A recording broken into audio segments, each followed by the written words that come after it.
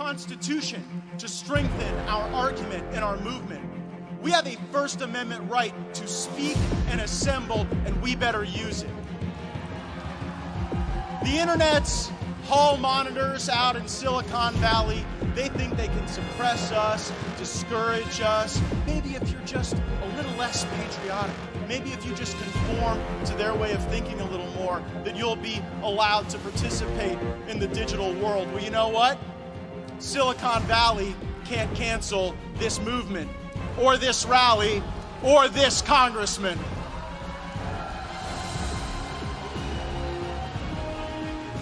We have a Second Amendment in this country, and I think we have an obligation to use it.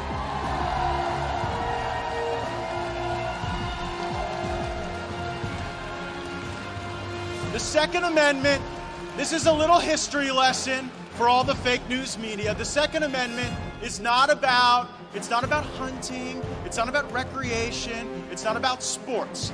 The Second Amendment is about maintaining within the citizenry the ability to maintain an armed rebellion against the government if that becomes necessary. I hope it never does, but it sure is important to recognize the founding principles of this nation and to make sure that they are fully understood. Oh, they hate that. That'll be the part that gets me kicked off YouTube, right? Talking about our rights and our freedoms. Have you seen who Joe Biden wants to put in as the head of ATF? This is someone who has dedicated their career to depriving law-abiding citizens of their access to rights. Gun control is not going to deter the criminals. And where I come from in North Florida and where you come from in Georgia, gun control just means we have a steady aim.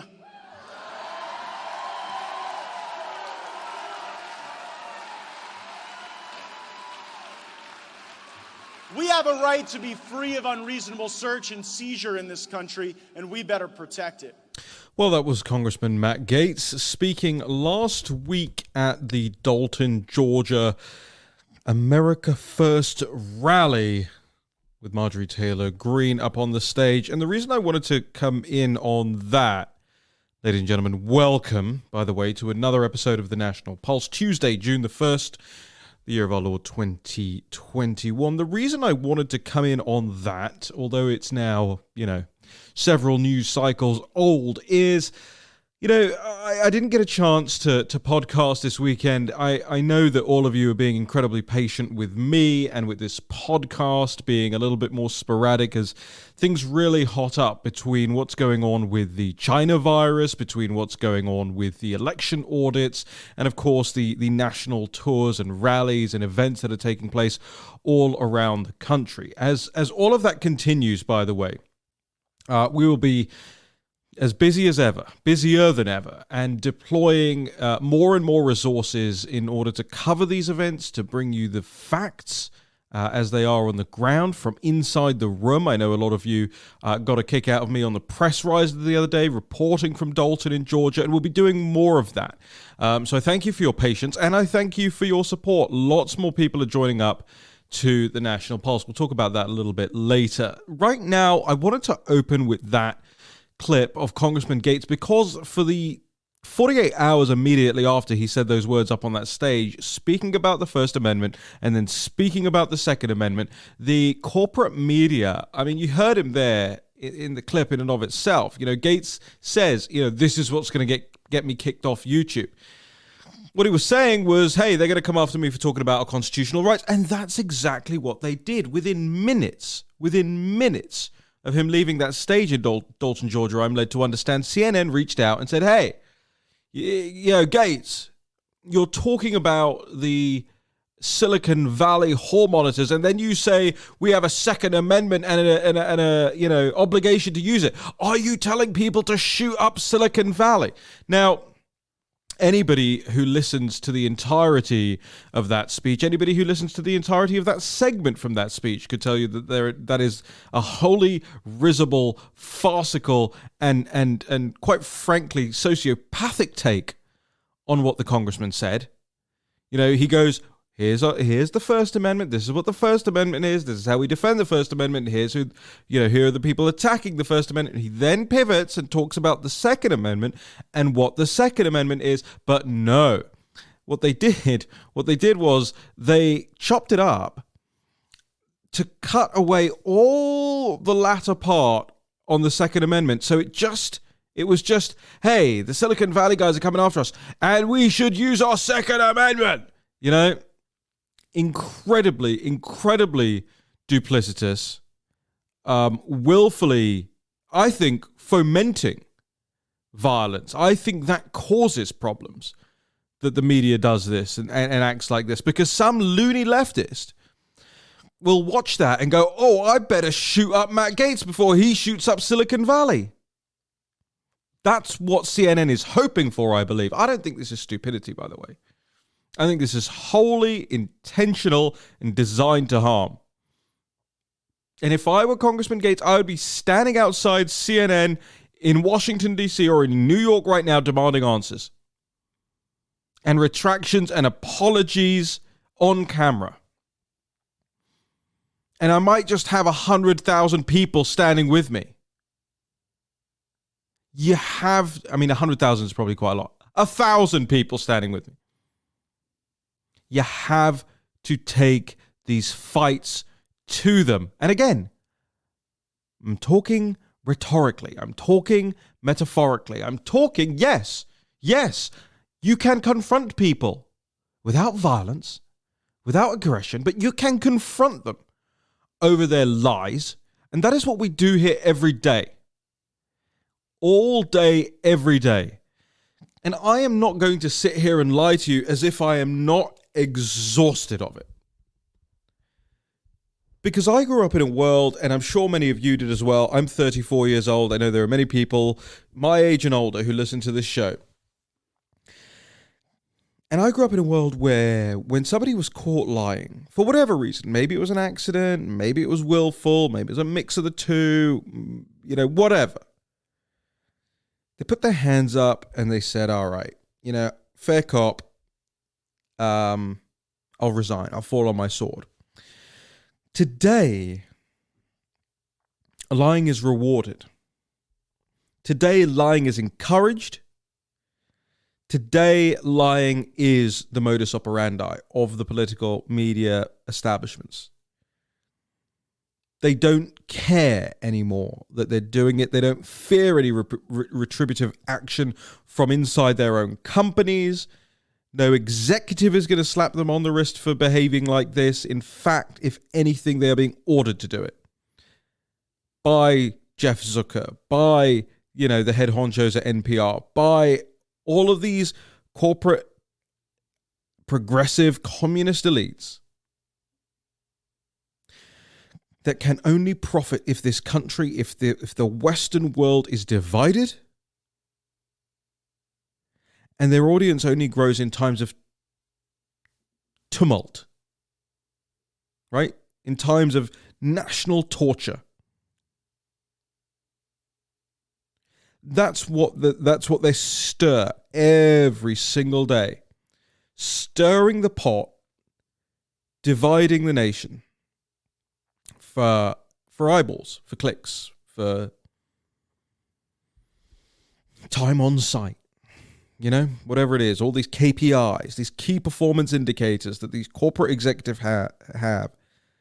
I mean, you heard that. I hope you heard that. You heard that Project Veritas video where Zucker has this red phone and he calls into the red phone and he says, "You're boring me with everything on screen right now." This is to CNN producers. Put up the coronavirus death numbers again.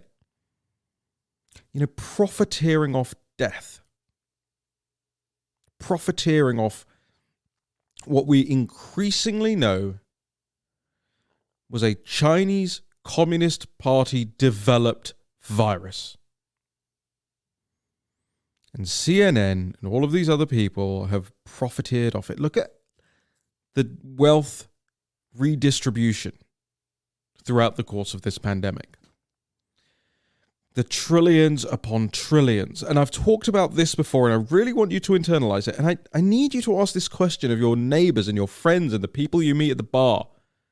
or in line in the shop, if you get to chatting, I want your feedback on this, because I really think there's something here. Maybe I've just convinced myself of it because I love my own ideas, but I said it on this show before. I've said it on the War Room before. Where did the pandemic preparedness budgets over the last several decades go? Whose pockets is that money in? Because we sure as hell were not prepared for a pandemic. Again, whether you believe whether it's true or false or whatever, the fact of the matter is the world declared it a pandemic and we lived our lives as if it was the pandemic. Lucky to all of you out there, by the way, and I've been traveling a lot lately, and I realize, and I need you to realize as well, that if you haven't been to places like Washington, D.C. throughout this pandemic over the last year or so, you have no idea the level of tyranny that we've been living under here. It's not just snarling on the street when somebody sees you without a mask, although that is daily, hourly. Everywhere you walk in, some petty tyrant now. Sir, you have to be wearing a mask, sir. You know? And I have had the opportunity to travel, and once you're off the airplane and out of the airport, in fact, even in some cities, even when you're in the airport, they don't care, and it's wonderful, and everybody's living their lives, and everybody's being kind and courteous to the people around them. You know, if they see an elderly couple that are wearing a mask, nobody's going up to them and breathing in their face or coughing in their face. Everybody's treating each other with dignity out there in the real world. But in the hyper-progressive communist cities, it's torture. It's tyranny. And you have no idea how just soul-destroying it is being lectured by a 5'3" fat little shop clerk. Sir, put your mask on. You have to cover all of your nose.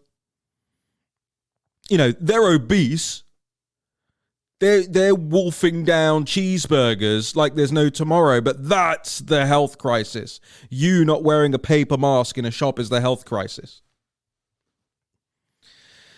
I did not even mean to go off on a rant like that right at the top of this show, but it's infuriating.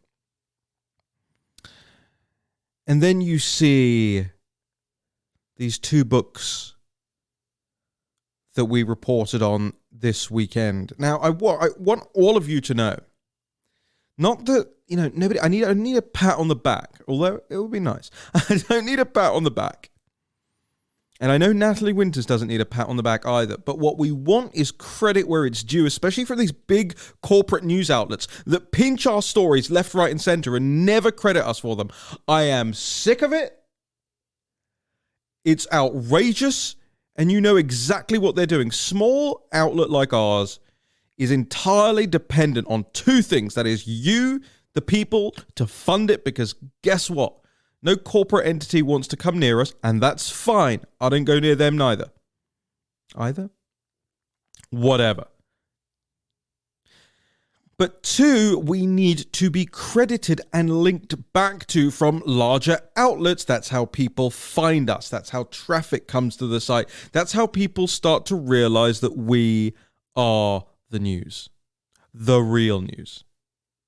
And whether it's Fox or the New York Post or any of these outlets, I am sick to my teeth of them plagiarizing from us day in and day out.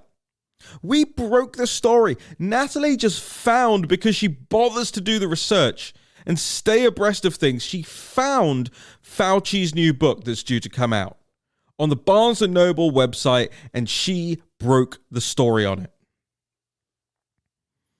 And now you got people all over the place, even from like friendly outlets, American Greatness and that kind of thing, running the story, no credit to us. I'm sorry for whining like this, but I'm sick of it. I'm sick of it. It's plagiarism. And you cannot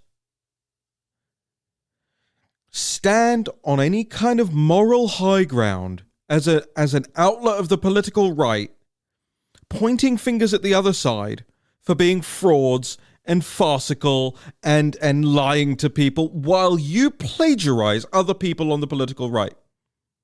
Give me a break. Why is it so difficult?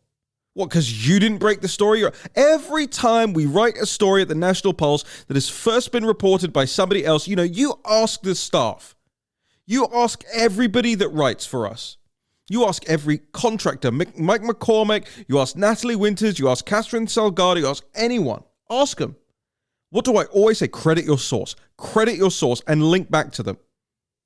Every single time. Maybe I'm just, antiquated like this. Maybe I'm just an old codger who thinks it's the reasonable and polite thing to do to credit your sources. Anyway, bang on about my problems. Let's talk about the problem we all have, which is Expect the Unexpected by Dr. Anthony Fauci. Now, Expect the Unexpected also happens to be... Now, I used to work in a cell phone shop in West London, in Ealing, in West London, for those of you that don't know. And several years after I worked in this phone shop, there was a very specific kind of culture, let's say, in these phone shops. A lot of testosterone. And a few years after I left working in the phone shop, there was a show that came out, I think it was Channel 4 in the UK or something, literally called Phone Shop. And it's a hilarious comedy, which is almost exactly true to reality about what it's like to work in a mobile phone shop, at least in the United Kingdom. And you're like, why are you talking about this? There's a character. It's so good. There's a character in Phone Shop called Raz Prince. Raz Prince is kind of he's like the regional manager or something like that. And he's this very kind of, I don't even know how to describe it, hyper caricature of an Asian sort of like either Pakistani background guy, meant to look like he's wearing a nice suit, but doesn't really know how to wear a nice suit. The jacket's too baggy, the tie's too thick, collars are overlapping the waistcoat, all those sorts of, and he's got this spiky gelled up hair in the middle. It's very sort of late 90s, early 2000s thing. And Raz Prince's catchphrase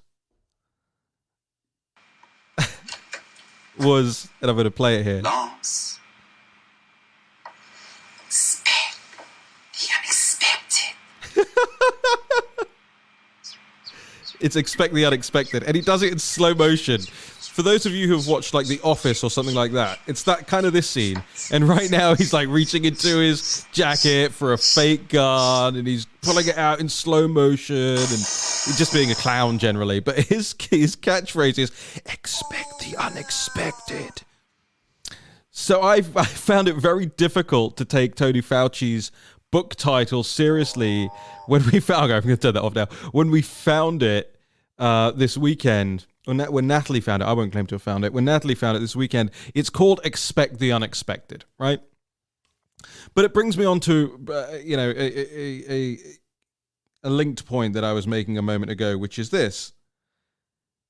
They didn't expect the unexpected, did they? All the pandemic preparedness, by March last year, when all the world kind of knew that this was going to be, horrific. We all knew it in our guts. Steve and I happened to launch the War and Pandemic show in January because we trust our guts a bit more readily than everyone else. And by the way, the real science behind all this stuff, not the fake science we were being told was going on. But we knew by March that this was a total cluster, you know what. We expected the unexpected. But Fauci clearly didn't. He had no plans to close any of the borders and actively objected to it when Peter Navarro suggested it. Luckily, Trump sided with Navarro. Otherwise, the death toll, by the way, would be 3 times as high. But Fauci's got blood on his hands as it is. He didn't expect the unexpected. All of his years of work, great study as a scholar, sound and fury signifying nothing. Nothing. So what do you mean expect the unexpected? Let's talk about a few of these things now. If I can, God, I tell you, all this stuff that's going on at the moment, it's frying my brain. I'm now scrolling through my phone, just totally forgetting how to dial Natalie Winters into the show. Just brain totally fried. All right, that's the phone. Hopefully she picks up. Hello. We're live. I never know what to say when I call in, so I just play it safe with hello. Well, you didn't call in. You picked up the phone. So it's perfectly reasonable for you to say hello. Well, sometimes it's before the podcast, and it's just you. Yeah. So I never know what to say. I do it on purpose. You must know that by now. Just literally Obviously. do it to add like humor to my own life, let alone to the show. Anyway, we're live, so we should probably get on with doing the news over here. Okay, Natalie, I have just done a 21-minute rant about Raz Prince. Yeah, do you know Raz Prince? No. So Raz Prince was a character in the UK early 2000s sitcom Phone Shop. But Raz Prince's his catchphrase was "expect the unexpected." Now, I heard that recently. Well, exactly. So I think, we have to compare and contrast. I'd like a dissertation on this. Compare and contrast, the character of Raz Prince to the character of Anthony Fauci. And despite Raz Prince being a comedy character who was supposed to be laughed at, I still think Fauci has less credibility. As, in pandemic, I'd trust Raz Prince on pandemic preparedness sooner than I'd trust Dr. Fauci. Now, given that you don't know who Raz Prince is, Natalie, what say you to that? Well, even though I don't know who he is, I probably agree with your thesis, because I don't think that there's anyone that I could trust less than Dr. Fauci on advising the U.S. government and U.S. citizens on how to react and respond to COVID-19. So even though I don't know what you're talking about, exactly, I think I agree. Exactly, yeah, so, exactly.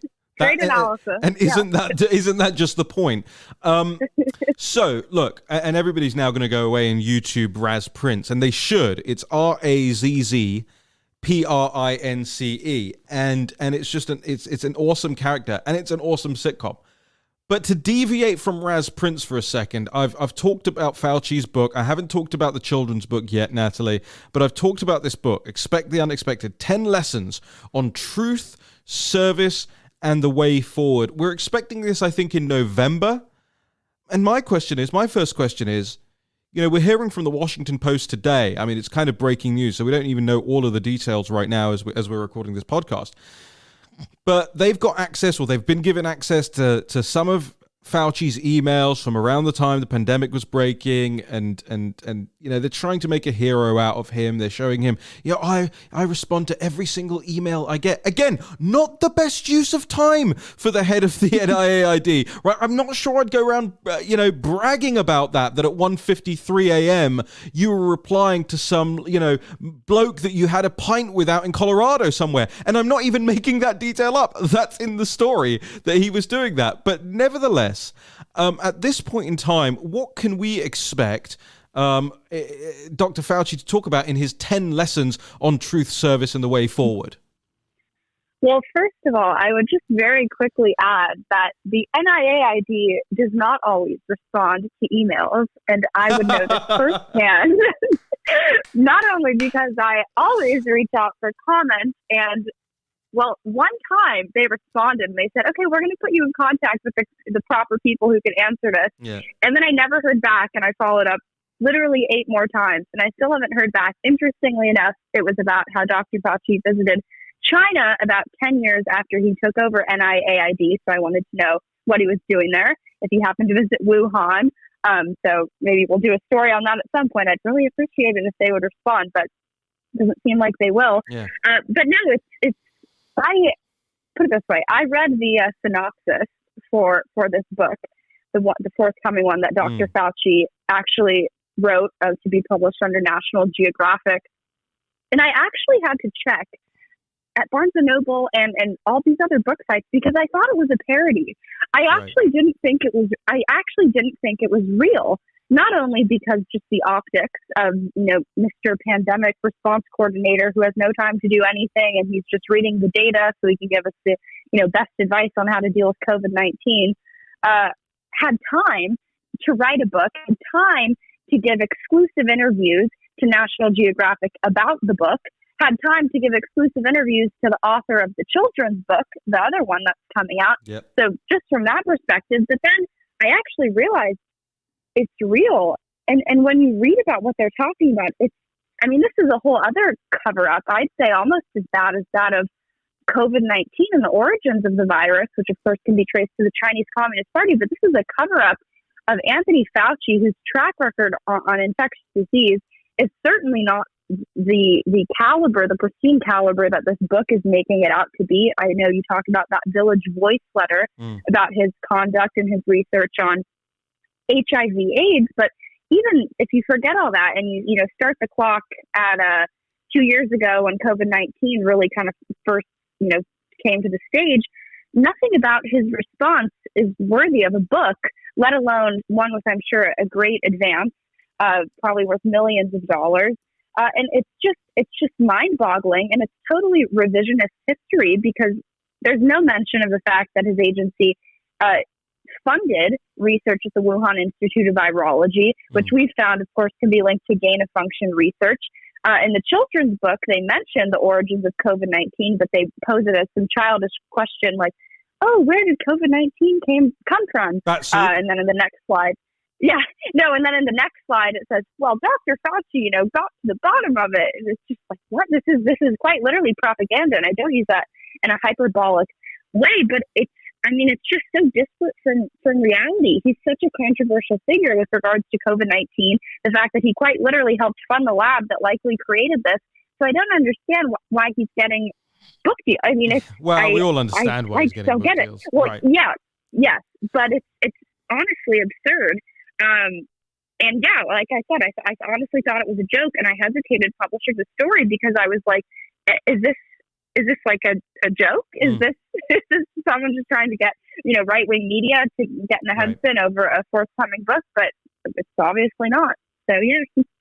Well, and even if it were a joke, when we find out after the fact that it was a joke, the fact that they would be making a joke about that would lend to the fact that how uncredible something like that should be. But nevertheless, it's happening, and I think a lot of people will be sitting there going, "Of course, he was always going to write a book. Yes, of course, he was always going to write a book." But it's right now, and it's in your face, and it's as more and more drips out about his involvement with all of these people. Let's talk for a second about some of the names that are coming up in this Washington Post report today. What's the guy's name? Gao? Is Gao the name? George Gao. George Gao. So I know we don't have a fully fleshed out story on this yet, but just as a teaser, what are we looking for in these emails? And specifically, what are we looking for as it pertains to, who is George Gao, and why is Anthony Fauci calling him his friend in emails? Sure. So George Gao is the director of the Chinese Center for Disease Control and Prevention. He's held that role since 2017, but he's also very relevant to the whole COVID-19 Wuhan Institute of Virology narrative because I forget if he specifically held a leadership role there or not, but he attended a lot of the conferences. He comes up on their website a lot. And of course, he's linked in with the Chinese Academy of Sciences, which if you've seen pictures of the Wuhan Institute of Virology building, underneath the Chinese text on the facade of it, it says Wuhan Institute of Virology, comma, CAS, which of course stands for Chinese Academy of Sciences. Yeah. So within that network, he's very powerful. But he's also a key player in this. There was a story that people might remember that we had about, heavily Fauci funded U.S. researchers going overseas to the Wuhan Institute of Virology to participate in a conference where the primary item that they were talking about and discussing and lecturing on was none other than, quote, gain of function research. And that's, of course, quoting the Wuhan website. And George Gao attended that event. He helped lead it. He was one of the hosts. And like I said, he's a key player in the whole Wuhan Institute of Virology narrative. And people might remember that for some reason, well, we know why, because our mainstream media class is deeply embedded with the Chinese Communist Party. But when George Gao said it was a big mistake for, I guess, Fauci not to be recommending that U.S. citizens wear masks, it spread like wildfire amongst establishment media outlets, saying Chinese CDC director criticizes, Fauci for saying it's a, quote, big mistake. I'm sure they somehow linked it to Trump at the time. But in the email exchange that you see between Fauci and George Gao, which buried lead, Fauci is having these private emails with a Chinese Communist Party scientific leader who runs, the Thousand Talents program, who's collaborating with Xinjiang and entities that have been sanctioned by the U.S. government. But if you set that aside for a bit, George Gao sends Fauci, a weak little email. Oh, I'm so sorry. It was, a social media live interview that I said that I didn't mean to do that. And Fauci hits back with like, oh, all good, no worries. So I think it just shows you a very informal relationship between the two, which maybe he's the person that Fauci was talking about in that clip that we had unearthed. It also tells you who's tells you who's the junior partner in that relationship, right? Because Fauci literally just takes it. He just takes it. He's getting ridiculed publicly by this person that he thought was his friend. His buddy comes back to him and goes, "Oh, I wouldn't worry about it if I were you." And Fauci just goes, "Yeah, all right, whatever." It's crazy. I would love to see more of the emails. I think we were trying to figure out, and I'm going to submit a FOIA request where I have the chance.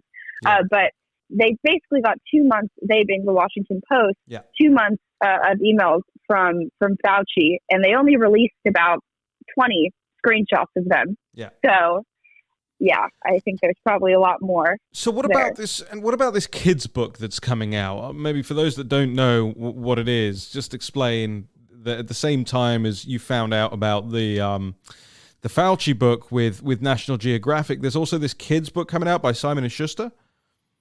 Yes, I'm probably going to get banned from Amazon because I keep finding all these stories just from searching books that relate to Fauci. But this book, and they make for great stories. No, so this book I would argue is almost more egregious than the self-authored one about Fauci. It's entitled "Dr. Fauci: How a Boy from Brooklyn Became America's Doctor." I almost can't read that without laughing because it's so absurd. And there are a couple excerpts from the book that they include on the Amazon page. They talk about, like I said, where did COVID-19 come from? They talk about Fauci's advice for kids who are interested in science. But I think the bigger takeaway from this book and what really makes it, I think, so galling and just next level propaganda really is that they're using it to push children to get the vaccine. And that's not me extrapolating anything. That's not me being hyperbolic. This book, which is marketed, it says for kids who are 4 to 8 years old, in an interview, which the super busy Dr. Fauci seemed to have time to do with the book's author. The author says, let me get the exact quote. She says in the book, let me read it. Take your time. She says, at the end of our picture book biography, we have a section about how vaccines work, and it talks about how being vaccinated sort of makes you a disease-fighting superhero. And by no means am I anti-vax, but there's a difference between letting families and parents decide what they want to do with regards to the vaccine and then giving 4-year-olds books that are telling them, hey, take this vaccine when, if I'm not mistaken, the COVID-19 is an experimental therapy. Right. Do what the government tells you. Telling them that they're a superhero. Yeah, do what the government tells you. It makes you a superhero. So, yeah, and you should look at the article and you can see the graphics that they use in the book. They say, a virus too tiny to see had stopped the whole world in its tracks. Where had it come from? Why was it spreading so quickly? And the next page, they don't say China. They don't say the Chinese Communist Party. They don't say Wuhan Institute of Virology. And they certainly don't say gain of function research. So it really is just an entire puff piece, I would say, on Dr. Fauci to indoctrinate, like I said, kids as young as 4 years old, Right. That they should grow up wanting to be Dr. Fauci. So in other words, collaborators with a genocidal regime, and people who fund entities that collaborate with entities that are sanctioned by the U.S. government for carrying out human rights abuses against Uyghurs in Xinjiang. But apparently that's a role model for children today. So speaking of collaborators, look, I know we keep deferring the BLM coverage, and I'm going to do that again right now. Oh no! Well, it's so secondary and tertiary. It's very important stuff, but it pales in importance in comparison to some of these things that we're dealing with now. BLM are useful idiots, right? They are people who were co-opted by Marxists, communists, taught these things at a young age, have gone on to be agitators, and of course have gone on to ruin America. I mean, that's very clear if you look at how BLM operates and what they've done to the country, especially over the last year. Don't get me wrong, it's not important. It's just not as important as what's going on with all of this stuff, because it is I think it is direct war that we're seeing right now being waged upon the Western world by the Chinese Communist Party. If you don't believe that to be the case, ladies and gentlemen, you are living in cloud cuckoo land. If you do not believe that the West is under attack right now, that they have declared war on us and we have not yet responded, then you are living in cloud cuckoo land and you are part of the problem. It is not enough to be passively anti-communist. You must be actively anti-communist. Let's talk about those collaborators who are actively communist, who are actively working with the Chinese Communist Party, Natalie. And that is the latest story that we have up on the site, which is about the Biden Center. The Biden Center, the Joseph R. Biden School of Public Policy and Administration at the University of Delaware. What's been going on there? Yes, so this is a school that we've been covering for some time. Not only is it, funded, bankrolled by the kind of Biden apparatus, but it describes itself as really seeking to kind of uphold the values and legacy of the current president. So it's very interesting that I believe it was about a week prior to Joe Biden, coming out with a rehearsed statement saying, we're going to use all of our intelligence capabilities to get to the bottom of COVID-19. And, we think that the lab leak theory is viable. His center, which it kind of epitomizes, in his own words, his legacy, is hosting people, not only officials from the Chinese Communist Party, but really the chief architect of the whole natural origins theory, and of course, recipient of Fauci's grants from the NIAID, who collaborated with the Wuhan Institute of Virology, Peter Daszak, to hold about an hour-long seminar on science diplomacy.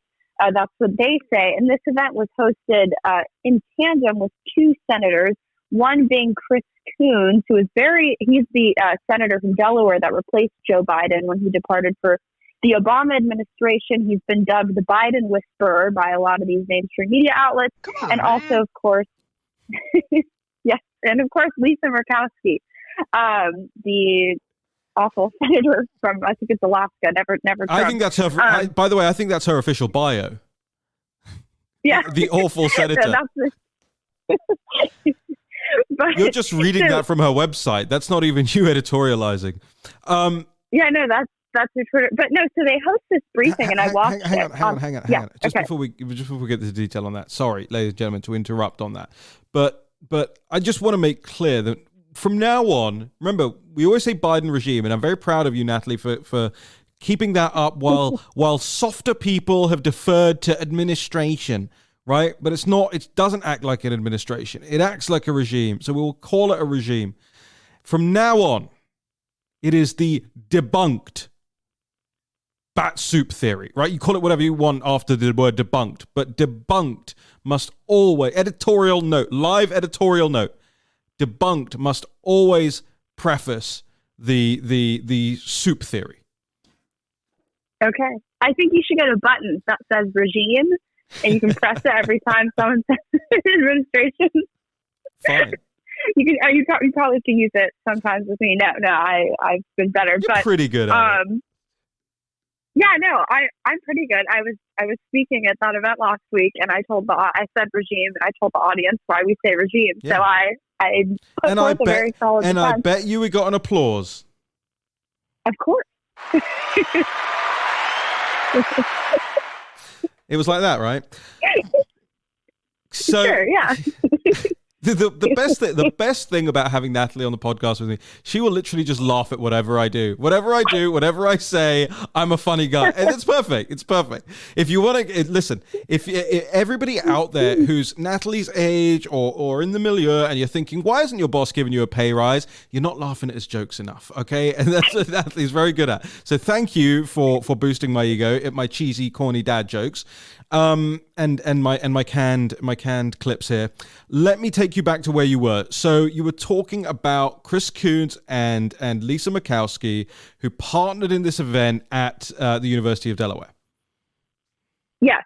So a professor from this Biden Institute hosts an event. It's about an hour long, and among the participants in it are a former Chinese Communist Party secretary at Chinese academic institutions. So basically his role is to report on all the academics from Chinese universities and make sure that they're staying in line with Chinese Communist Party ideology and propaganda and doctrine. So that's one speaker who also has a new home at New York University, their Shanghai school.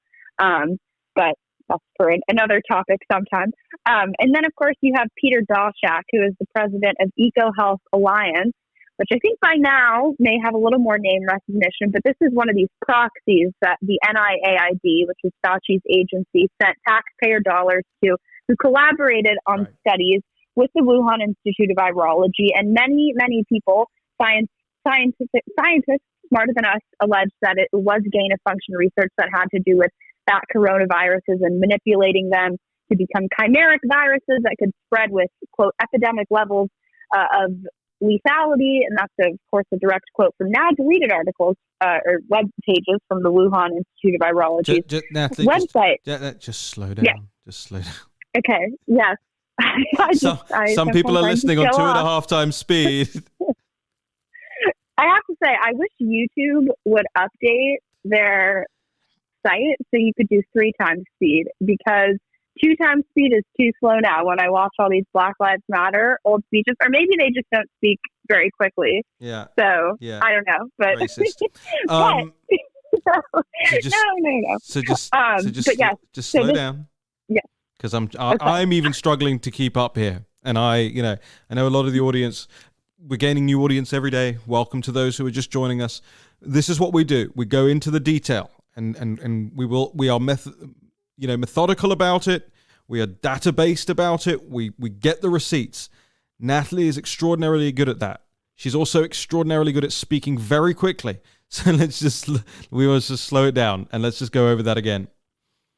Yes. Well, I think that maybe the reason why this Peter Daszak character is hard to understand is because he's compromised on so many levels.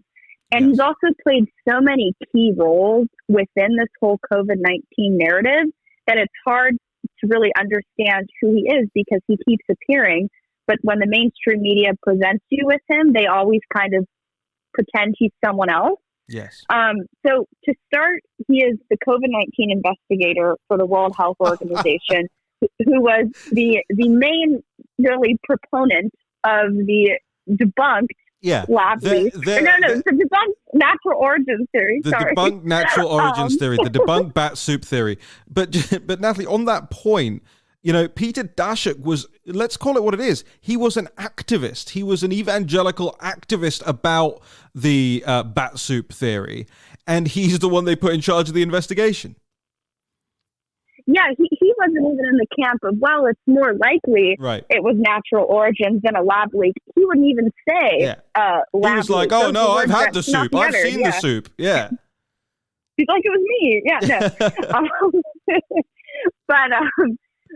And then also on Peter Daszak, he's also just collaborated with these Chinese Communist Party-run scientific organizations for a very, very long time, hosting conferences alongside them accepting their money also to carry out these studies at the Wuhan Institute of Virology. And then, of course, the other level of just compromise and confusion with Daszak is that he received, when you hear the narrative that, oh, taxpayer funds went to the Wuhan Institute of Virology, what we're really talking about is his organization, which is called EcoHealth Alliance, and he serves as the president there. And like I said, they've been collaborating with the Wuhan Institute of Virology on what is perceived to be gain-of-function research with regards to coronaviruses. Yeah. So, in other words, from the birth of COVID-19 to it actually, entering the world and infecting millions of people, he's not only been critical in creating it, but also in extending the narrative that it has natural origins. And I mean, really is, I would say, the main defender of this theory in the mainstream media and, of course, in Chinese state-run media, which he loves to go on all the time. So this is a sense, yeah. Just on that, have you managed? I don't know, in any of the research you've been doing, have you seen? Because I think most people are now, covering their backs, coming around to the fact that this wasn't a bowl of soup. Has anybody yet in the corporate media said, right, well, they're not going to admit at this point in time that it was intentional and it was a bioweapon. We'll get there. They're also not going to back down from defending Fauci on this. But have you seen anybody start yet to go, well, Daszak was pretty well trusted to the point where Fauci's organizations were rubber stamping grants. So if Daszak's theory is now debunked, what does it say about NIAID, EIIO, and all of the, all of the apparatus surrounding Fauci that had to dole these grants out to these people, had to effectively vet them, had to prove that they were good faith actors and good scientists. Because no matter what way you cut it now, Daszak is discredited. And if Daszak is discredited, that doesn't just go, the blame doesn't then just stop at Daszak. It stops at the people who enabled him. And the people who enabled him were the people around Dr. Fauci. Is anybody talking about that yet? No, I haven't seen that narrative come out yet. Obviously, the mainstream media is sort of starting to entertain the lab leak theory, but they have yet to turn on Peter Daszak or really present him as anything other than just quoting him, without either as WHO COVID investigator or president of EcoHealth Alliance. But no, you're totally right. And I'd also add that Fauci didn't just fund Peter Daszak. No, he spoke at EcoHealth Alliance events repeatedly. Oh, yeah. 2 events in 2016 alone. One of them had to do with Ebola. One of them, I think, had to do with one of your favorite topics, pandemic preparedness.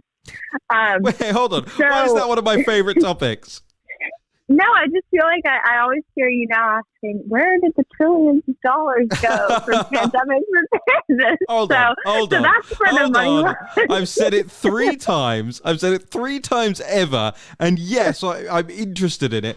Because are you not interested in, look, why are these books coming out now, right? Why is the Fauci book? Why is the children's book? Why is Bret Stephens writing in the New York Times yesterday, media groupthink and the lab leak theory, right? The reason that all of that is going on now is they are playing CYA in a huge way. They are trying to cover their tracks, trying to cover their behinds, but the trail is too long and it goes too deep. And where you start with unraveling things like that is you just start asking the basic questions that no mainstream corporate reporter would be able to bat away as partisan opinion or editorializing. The question is, if there was so much in terms of pandemic preparedness over decades, then why were we not prepared for a pandemic? And you will find that more people will come to the table as a result of that question than as a result of how do we punish Peter Daszak? You know what I mean? That's why I'm coming at it from that angle. Not that I have to answer to you. And I totally, I totally agree. And I think this is what we're talking about too in the last podcast is these scientists who, like I think I said, this Biden Center event, its whole theme was why we need to collaborate with China more on science, and specifically the Chinese Communist Party. And I think that this whole COVID-19 experience, much like, where did the pandemic preparedness money go? Mm-hmm. What was the point of collaborating with the Chinese Communist Party, potentially on the research that created this virus, if we can't get anything closely resembling quote unquote transparency from them on the origins of the virus, on transmission, on just how information. it spread, on where just information. What information have you? What information have you uncovered in your collaboration with the CCP, Dr. Fauci? If it was so important this whole time that the Biden Center at the University of Delaware needed to have events on collaboration with the CCP, then where is the information that you collaborated on, and what did it teach us, and how did it save lives? They answer those questions, and if you can answer those questions, I will tuck my tail between my legs and I'll waddle on home to England. Okay, that is my promise. That is my pledge. But they can't answer any of those questions. Natalie, we're running out of time. We've been going nearly an hour here. This story is incredibly important. It's very well reported. It's called Revealed. Biden Center hosted CCP officials and COVID cover-up chief Peter Daszak for collaborators event. I recommend you all make sure you go out and go on and check it out. Natalie, you're breaking stories about BLM every day. We've obviously got all manner of breaking stories up on the site. We host every single episode of The War Room up on the site, of this podcast up on the site. I don't know when you get a chance to sleep, because I certainly don't, and it is hurting my brain at the moment, especially with all the travel that's going on in between it. Natalie, just wanna mention this. Did you look at the Bret Stephens column in the New York Times? No, but I heard you read the first sentence on War Room. It's quite something. It's called Media Groupthink and the Lab Leak Theory, and it starts, quote, if it turns out that the COVID pandemic was caused by a leak from a lab in Wuhan, China, it will rank amongst the greatest scientific scandals in history. Dangerous research, possibly involving ethically dubious techniques that make viruses more dangerous, carried out in poorly safeguarded facilities, thuggishly covered up by a regime more interested in propaganda than human life, catastrophic for the entire world. And it goes on. I mean, Stephens is not exactly a friendly, let's say, to the those of us who are CCP skeptics, to put it mildly. Certainly not. But, can I add one quick thing? Go ahead. I buried the lead on the story. Don't worry. Honestly, then they have to go and read it. Okay, fine. Wait, what's the lead? Go on, tell us. No, it's actually funny. So Biden's deputy director for science and society in the White House Office of Science and Technology Policy, which is a really long name, she was on this Zoom call. Oh, yeah. Alondra Nelson. For 20 minutes, she says nothing, and then she just leaves. So I'm open to theorizing about what happened and why she was there in the first place, because I kept watching it, and it was the weirdest thing. So if we want to come up with our own conspiracy theories, I have no idea why she was there, what she was doing, what was happening. So yeah, that is weird. I know. So she just dials into the wrong Zoom call. I think that's what happened. 20 minutes later, she's like, "Oh crap!" I know. Interesting. Well, go and check out that story, ladies and gentlemen. Look, this Bret Stephens thing is also very important. He concludes with the line, "Good journalism, like good science, should follow evidence, not narratives. It should pay as much heed to intelligent gadflies as it does to eminent authorities, and it should never treat honest disagreement as moral heresy." I happen to believe that intelligent gadflies is a reference to Steve Bannon, but it may well just as well be a reference to you, Natalie Winters, who's been doing some of the most incredible digging on this story and will continue to do it. Anything else before I let you go? I don't think so. Come on, Thank you dude. for having me. Plug your event. Tell people to watch it on YouTube. What you did an event last week? Oh, I did an event last week. I did. I spoke at the. I don't think people understand. My entire life is just listening to old Black Lives Matter co-founder speeches on 2 times speed. So I I forget how to interact. No. And reading Fauci and searching Fauci on Amazon. Yeah. And occasionally texting. No, I searched for the Fauci stuff. Occasionally texting me headlines that are unusable.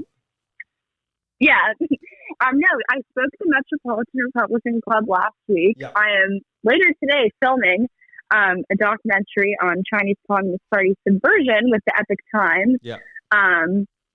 And yeah, I think. Where can people watch your speech back anywhere? Oh, okay. Well, they're still getting me the footage, okay. So not yet. That's why I didn't plug it. Oh, right, okay. Because it's not pluggable yet. Where will it be when it does go up? Where should people look out for? Where should they be subscribing to you? I would wager it will be on YouTube. But in the meantime, you can follow me on Rumble. They should subscribe, follow you on Facebook, follow you on Twitter. Well, I was getting there. I was going to say, but in the meantime, you should follow me on Twitter at Natalie G. Winters. Yeah. I have a professional Facebook page. I also have a personal one, but might not accept you on that. And why leave the door open to that? Like, then you're just going to complain at me. Oh, strangers are requesting me on Facebook. Well, you invited them to. No, I would rather say I have to make sure you add the professional one because I don't use the personal one anymore. Yes. So, because it has thousands of friend requests. Oh, I have the same thing. Yeah. So, no, you can like hit a maximum and then you can't use it anymore. So you can try to friend it, but she don't want to be your friend. No, I do. And just finally, so you can have an off-air giggle fit. You're recording something, and then you're going up to New York to do this new Federal State of China anniversary event on Thursday? Yes. I'm leaving tomorrow, but I will be in New York. I don't need your train number. Just tell us what the event is and what you'll be talking about. Okay, I'm not leaving tomorrow. Right. It is the 1-year anniversary of the new Federal State of China, whose, I think, MO is to take down the CCP, which is something that we agree wholeheartly with at the National Post. Mm-hmm. So we'll be celebrating their anniversary. I think I was told by Steve that I will be co-hosting from the top of the World Trade Center, or the one that they built, War Room, in the morning from the 102nd floor. So it should be very cool and beautiful. I think I might be speaking. I don't know. I haven't been told exactly yet, but no, we'll be celebrating all that they've worked towards and for with regards to the CCP. And as much as you'll be celebrating, we will be exposing the Chinese Communist Party and everything that's going on. Natalie, not to rush you away, stories to come, but we are at an hour's length in this podcast today, so I got to let you go. But thank you. Thank you for your time, and thank you for your work. Natalie Winters there, everybody, ladies and gentlemen. Just phenomenal work. Don't mistake me teasing her for meanness. We both do it to each other all the time. And it would not be the same without it, because let me tell you something. We both get increasingly delirious from all of the lies, misrepresentations, plagiarism, travel, everything else that's been going on, and we're trying our uttermost and our hardest, and I thank you for all of your support. I want to take a moment to thank all of the people who have joined up in recent days, but I'm going to play under me doing that. I'm going to play a song that has been recorded by one of our members. The song is Soul of a Man, so it's a cover, but it's a pretty great version, and I have the permission to use this from Stephen Dale Petit. And I want to thank our new members: Carrie, John, Harvey, James, Tiffany, Nadine, Mary, Kathy, Richard, Jackie, Fumiko, John, Deb, Susan, Stephen, Diane, John, Christopher, Edward, Ronald, Michael, Sandra, James, Kim, Gregory, Terry, Laura, OLCBTD. I don't know what that stands for. Probably something naughty that I shouldn't have said. Adam, Kevin, Gerda, or Gerda? Brenda, Andrew, Paul, Vincent, Bernice. Oh no, this name I'm not going to pronounce well. Joju Yungi. I'm sorry for butchering that. Sean, Tony, Mark, Anna Maria, Jaimo, Teresa, Pretty, Mary, Gordon, Elizabeth, Robin, Beverly, Jeanette, Chevelle, Doreen, and the list goes on and on and on. You can support our investigative work over at fundrealnews.com. Incredibly grateful. If you just kick in $5, it helps us. $10 helps us even more. We have various different levels of membership for what we call the National Pulse Artist Collective. We have an amazing group live chat that goes all day, every day. I jump in there several times a day, and I'll even do little town halls, private town halls, and answer questions in there. You want all those benefits? Come on over to fundrealnews.com. Right. Finally, people will know, if you've been a long-term listener to this, you will know. I did a show a while back about Carrie Simmons and the G7. We'll be talking at length about that with our guest from last time, Ben Harris-Quinney, chairman of the Bow Group. But look back at the title I made of that last episode about Carrie Simmons. It was exactly about the G7. And I was exactly right. They are using... Carrie and Boris somehow got married in a Catholic ceremony despite their multiple abortions and divorces and all of this stuff. Somehow managed to get married in a Catholic church this last weekend in a secret ceremony. And now the theory goes that it was all happening because she needs a first lady role in the G7. Well, I hate to say I told you so, but I do like the fact that effectively everything we have ever podcasted about has come true. I mean, actually, frankly, I don't like that it's come true because there's some awful things that have happened that we predicted. But we were right. That was February 27th. Carrie Simmons and how she'll affect the G7 summit. Wow. All right, ladies and gentlemen, I have talked myself hoarse. 9 p.m. tonight, I'll be on Newsmax with Steve Cortez. He was supposed to join the show today, never responded. Guess he got busy. That's okay. We had Natalie. We'll have Ben on Thursday. I want to make sure that you have subscribed to this podcast, that you have shared it with other people, that you have left a comment on whatever platform you're using, Google, Podbean, Apple, Spotify, whatever it is. Leave comments, leave reviews, leave 5 stars. Help us reach more people. Okay, thank you. And I'll see you Thursday.